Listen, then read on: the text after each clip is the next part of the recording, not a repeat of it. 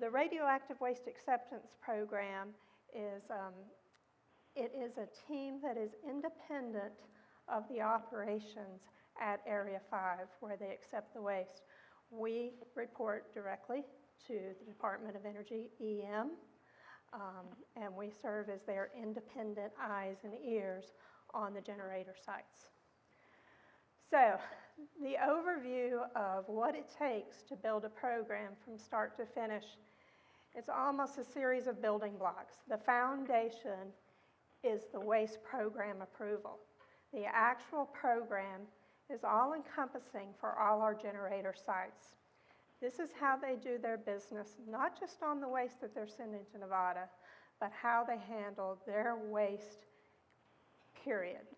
All their low-level waste, all their mixed waste, which I'll define those terms in a little bit, because we want to ensure that they have controls throughout their system. So that subset of waste that they send to us absolutely has the correct pedigree and has had the best underpinning systems to manage that, to ensure that the characterization is complete and representative, that the containers that they use are of good and known pedigree, and many, many dozens of other items, which we'll talk about. But that foundation is looking at their entire program. Once we're satisfied that that program is solid and defensible and implemented correctly, then we look at specific waste profiles. A waste profile is a description of the waste that they want to send to this site. We'll talk more in detail about what that is, but that's where we get all the information that we use to convey to the stakeholders, to the receiving site, to the regulators regarding that waste that's going to come here. Once we're satisfied at the generator site that they have the programs in place, and for the specific waste that they want to send to us, they have profiled it correctly, then they're almost ready to ship, but not quite. The last step is that shipping approval. And before that truck hits the road, we want to ensure that all the final checks have been done and all the coordination has been done with the site to ensure that when it hits the road, that the transportation goes as smoothly as possible. We've had some great success with C4, as has been discussed several times, and we've had some hiccups along the way. We're continuing to move for continuous improvement. But those, think of them as the building blocks. We start out with the program, then they tell us the specific waste that they want to send, and lastly, those packages that they're putting on the road. We have approval steps on all three. This we put together as an overview. I was taught early on, when you're doing a presentation, tell them what you're going to tell them, and then tell them what you just told them. This kind of gives us the overview of what we're going to talk about tonight. It's those three primary steps: the waste program approval, the waste profile approval, and the shipment approval. And hopefully we will answer all the questions that were raised earlier. I'm going to hit these very briefly, and then we'll go into more detail. The waste has a clear DOE or DOD nexus.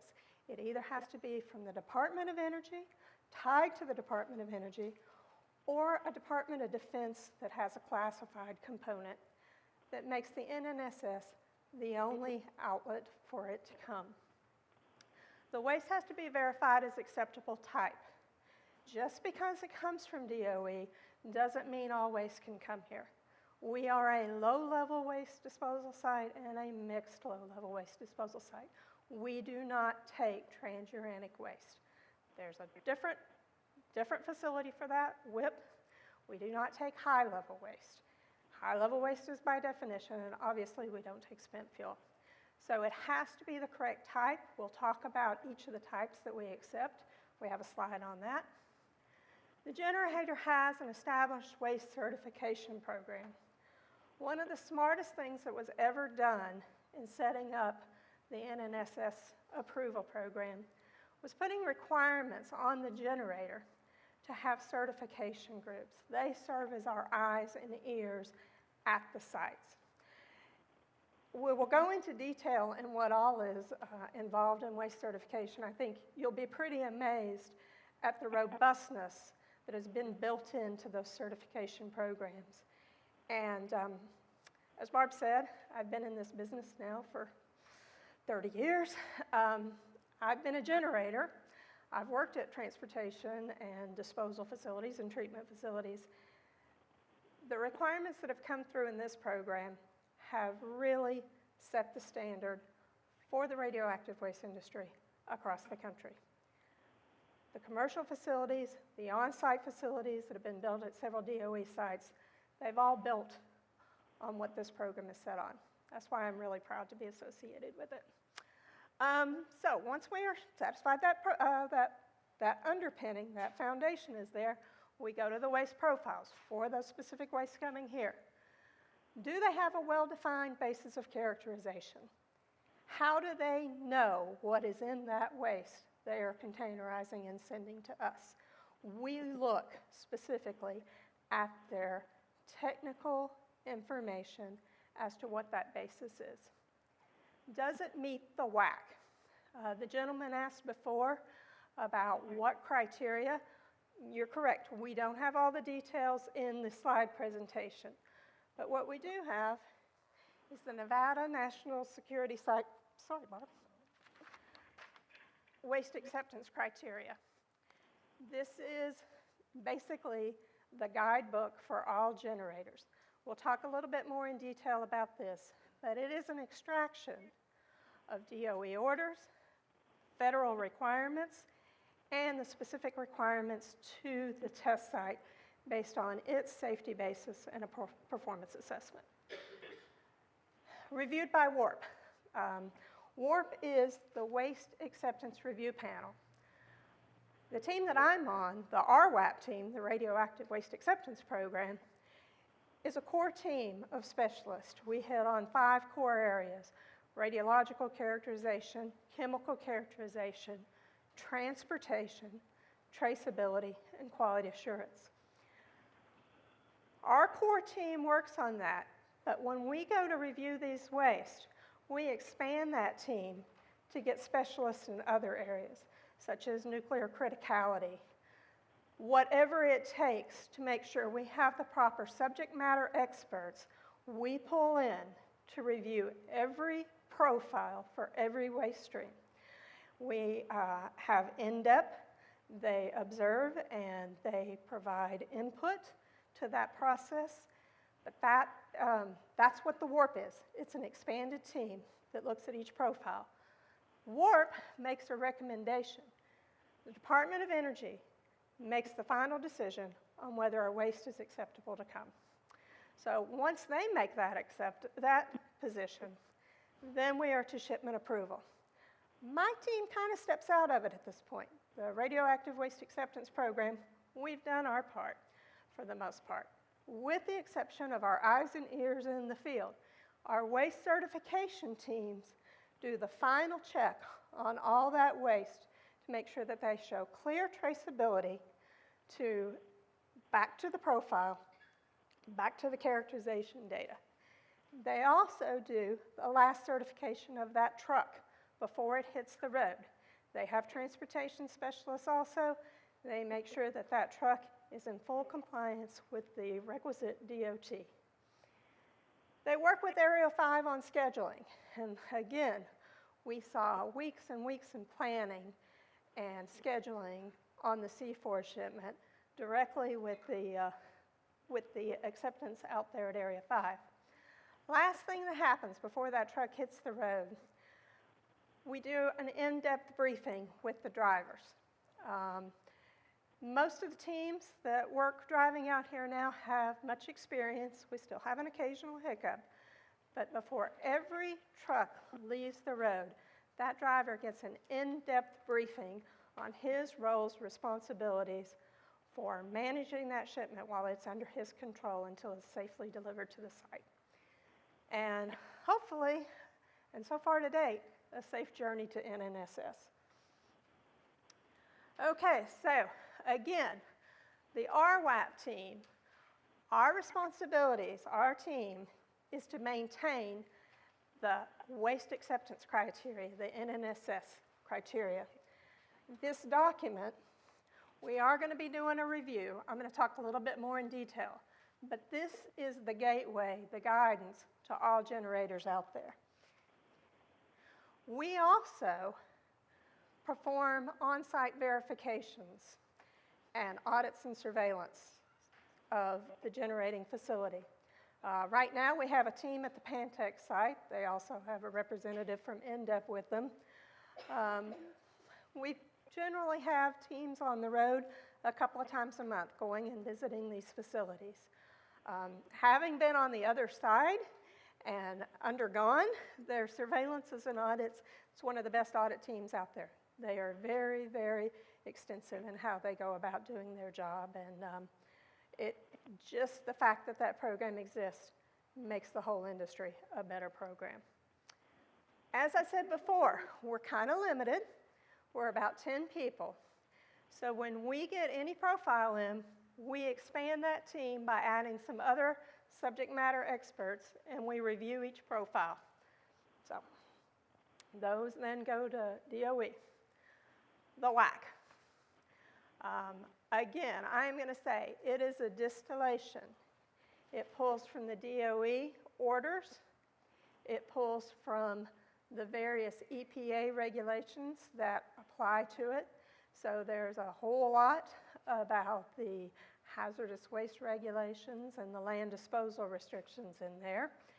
And also, it pulls specific criteria from the safety basis and the performance assessment of the actual test site. So when you look in there, you will see actual radionuclide limits specified per nuclide. That is the document that the generators use to prepare their waste, and it's the document we use to assess to. It governs generator waste characterization, quality assurance practices, as well as practices associated with waste inspection, packaging, shipping, and disposal. It's designed to ensure the safe handling of waste in order to protect the workers, the public, and the environment. It details the process through several flow diagrams for submitting profiles for the waste proposed for disposal at NNSS. The waste information that the generators are required under the WAC to obtain includes the origin and eligibility of that waste for disposal, the radiological content, both the nuclides and the concentrations at which they're present, the hazardous material content and concentration that is for both mixed level and, in many cases, for low level to demonstrate that it's not mixed waste. It includes the description of the prohibited items that are not allowed at NNSS, which includes such things as free liquids, aerosol cans, all different types of things. And also gives them instructions on packaging and transportation. It is available to the public on the web per that website. So anyone who wants to see it can see it. We are committed to doing an update, doing a revision to the document this year. Our team will be responsible for doing that at the behest of DOE. So, now we've talked about who does it, the RWAP team, supplemented by WARP. We've talked about the criteria, which is flowed down into the NNSSWAC. So what exactly happens? First, the waste program approval, the foundation. The very first thing is to ensure that the intended waste has a clear DOE or Department of Defense nexus for acceptance, and to ensure that the waste is one of the acceptable waste types, and to ensure that there's a robust certification program. In order to be disposed at the NNSS, waste must be generated at a DOE facility, a defense-affiliated site, or have a clear nexus to a DOE-sponsored program.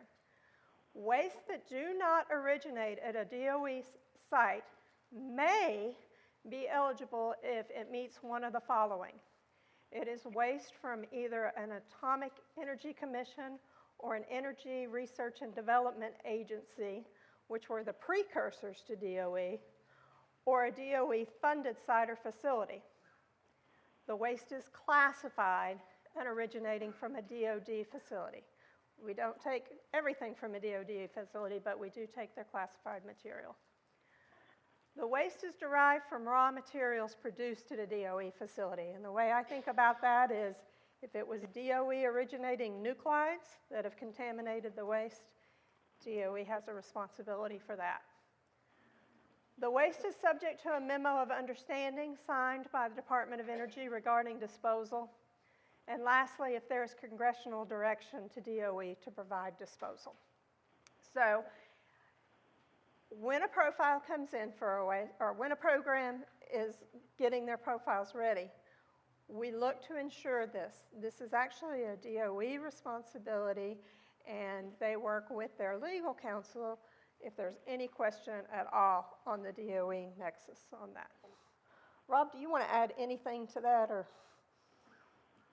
No, I think you did an excellent job of covering it. Thank you. Okay. So, just because we've demonstrated the nexus, we still have to ensure it's one of the acceptable waste types. There are basically 4 classifications of waste that are allowed to come to the test site. The first one is low-level waste. Low-level waste is classified in part by what it's not. It is radioactive waste, but it is not high-level radioactive waste. High-level radioactive waste is high-level by definition. It is not transuranic waste. Transuranic waste is transuranic waste based on a concentration. Anything greater than 100 nanocuries per gram is classified of transuranics is classified as transuranic waste. It is not spent fuel and is not byproduct material. Byproduct material has to go in specially licensed facility. Mixed low-level waste is a combination of low-level waste with a hazardous constituent, toxic, corrosive, reactive, ignitable, or it is identified or listed by the US EPA as hazardous. One thing that I didn't put on this slide, but I want to make very clear, we do accept mixed low-level waste. But I want to make it very clear that at the point the NNSS accepts it and disposes of it, it has been verified to meet the land disposal restrictions. So we do not bury waste that is reactive. We do not bury waste that is corrosive in the state at which it's received to be disposed. All the waste, it is mixed low-level waste by definition, but it is in a state, either by treatment or by definition, that it meets the land disposal restrictions. Sorry, classified non-reactive waste. Classified non-reactive waste consists of classified components that have no radioactive or hazardous contamination, but must be securely disposed in the interest of national security. Closely related to that is classified non-radioactive hazardous waste. It has no radioactive contamination, but it does contain hazardous constituents. Again, they do meet the land disposal restrictions. Okay, so I spoke before, and I'm going to go in more detail as to what a waste certification program is. In order to become NNSS approved, a generator must have an approved certification program. The NNSS program works with a variety of generators across the country, including the DOE and DOD facilities that have established internal waste programs with responsibility from the point of generation through management, certification, and shipment. In other words, within their team, they have a core team of certification personnel who serve as the eyes and ears for the NNSS to ensure that all the waste that they package for shipment here has been properly characterized and managed in accordance with the NNSSWAC, which puts it in accordance with the regulations. There are established certifications hired by generators to certify waste generated at the facilities with the DOE nexus. So we've talked a lot about C4, which came from the University of Arkansas. The University of Arkansas is obviously not a standard generator shipping to the NNSS. So what they did is they contracted with Energy Solutions, which is a company that has an approved waste certification program. So they go and they provide the oversight and the certification to ensure that they're meeting the NNSSWAC information. And lastly, we have a couple of commercial facilities, not many, just a couple, that are licensed and authorized to take DOE mixed waste or low-level waste, it's usually mixed waste, and treat that to make land disposal, make it eligible to be buried in the ground. Those facilities, those commercial facilities, have their own certification program, which has been audited by the RWAP team and found to be robust to allow us to accept their certifications. Each generator is required to have a waste certification official, our eyes and ears, who is responsible for implementing the requirements of the WAC. They are independent of budget and schedule responsibilities. They are not in line management roles for waste management organizations. They are independent. They certify that the requirements are met through characterization, profiling, packaging, and transportation. They sign their name. They are the ones that are held accountable by their companies as well as NNSS that when that package hits the road, that it is in full compliance with the criteria in the WAC.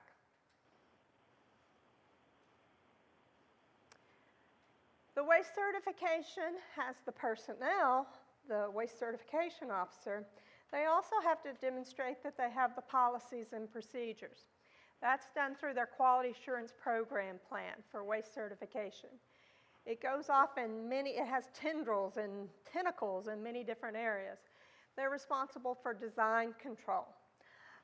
So this ensures such things as packaging, the B25 boxes, or the C4 containers, or whatever is shipped is of known and documented engineering quality so that we can be ensured that through the transportation and burial cycle, it will retain the contents as designed.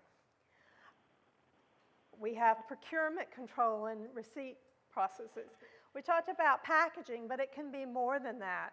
One of the key areas is additives. So if they have a high moisture waste and they're adding absorbents, they have to have quality control of their procurement control and receipt processes to make sure that cheaper substitutions aren't substituted for absorbents or other additives that have been bench tested. They have to have a mechanism for tracking their corrective actions. No site is perfect. And in fact, nothing makes you more nervous when you go audit a site when they have no corrective actions, because that just means they're not looking for them. So we look for a very robust corrective action system. We expect the waste certification officer to conduct so many internal assessments per year. That's a requirement out of the WAC. We expect them to do all types of different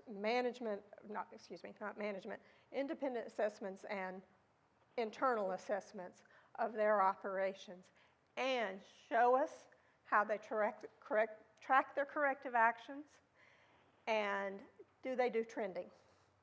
I have unfortunately, through the years, had to sit through many fact findings and root cause analyses when something's gone wrong. And in almost every case, when we're looking back with 20/20 hindsight, the trending data was there. It just wasn't captured before whatever went wrong. So we do pay a lot of attention to this tracking and trending data to see if things are slipping. And you can tell sometimes when there's even been a change in personnel if the number of issues is on the rise. So that's another one. Software quality control.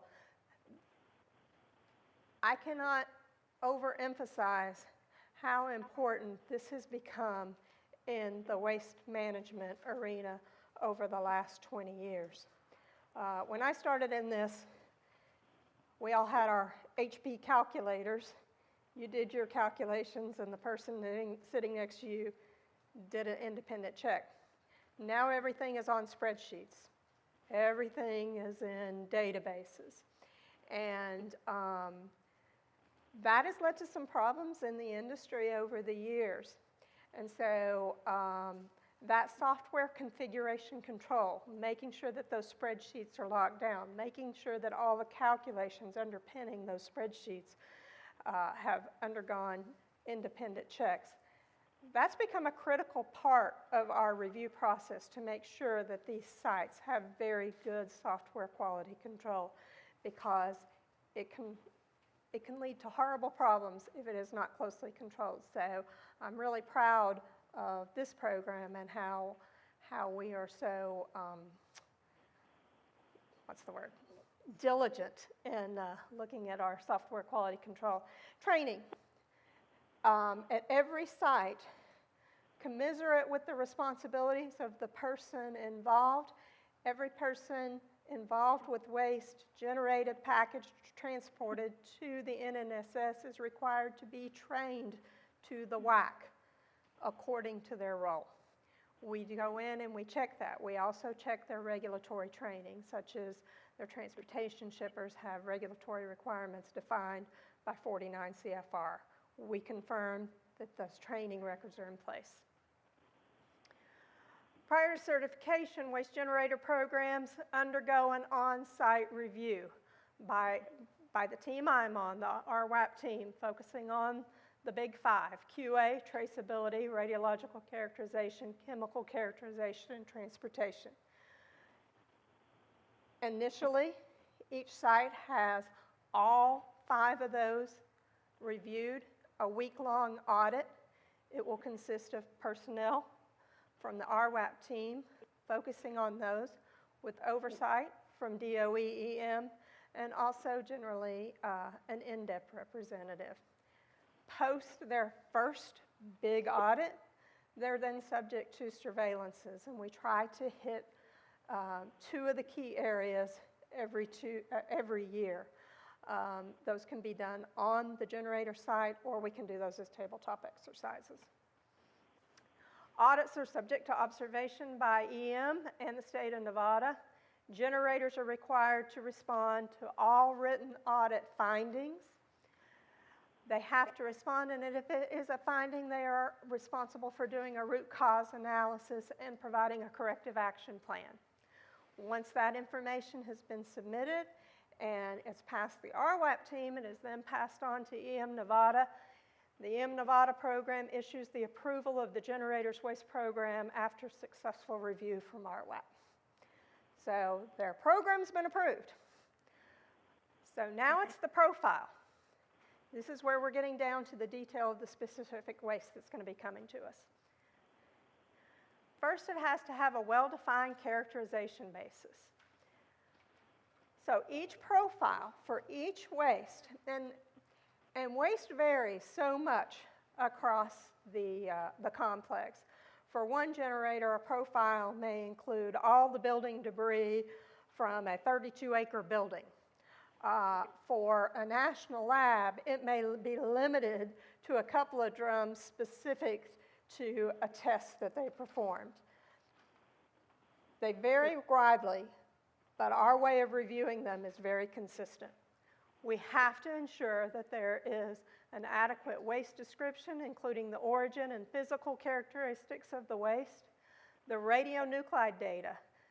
Radionuclide data comes in lots of forms. We get dose rates, how much activity is coming off that container, the total activity within that container, and if it contains fissile material, the fissile activity. We also have to have chemical characterization and classification data. Based on the information in the profile, a determination is made whether the waste meets the current WAC. All profiles are subject to review by the WARP. I've already discussed what the WARP is. It does include subject matter experts from the federal and contractor staff. It's also when we bring in the operational folks from Area 5. So they come at it from a different perspective.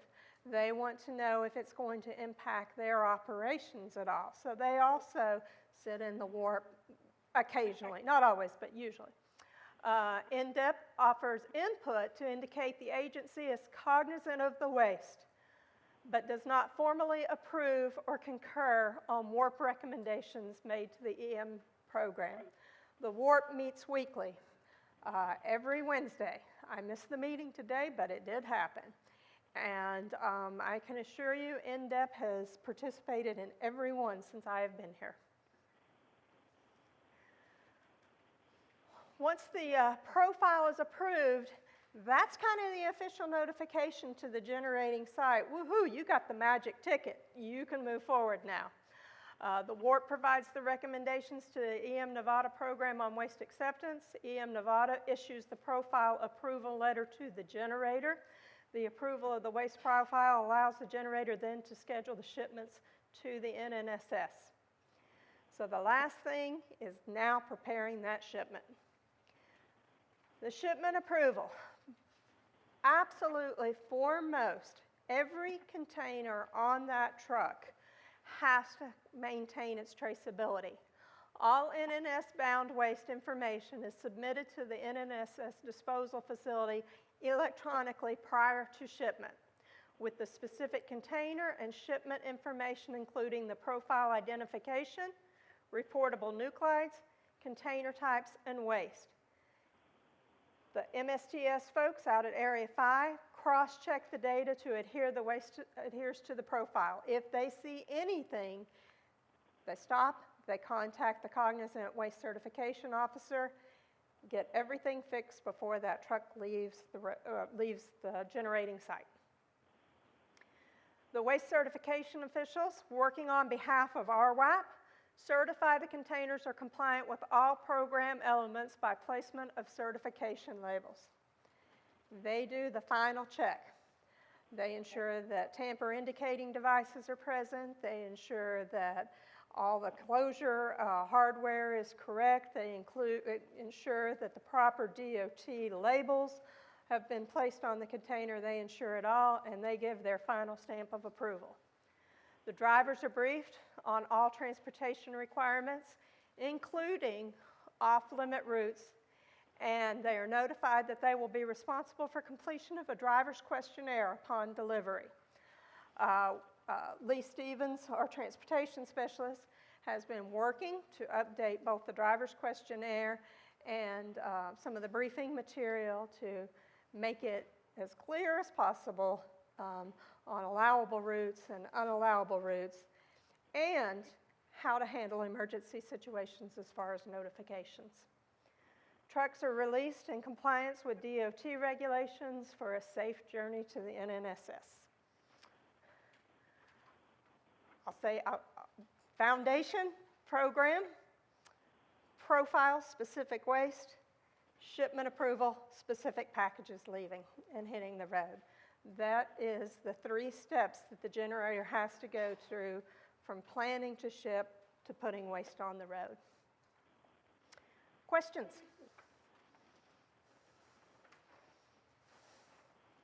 Thank you. Okay, thank you very much.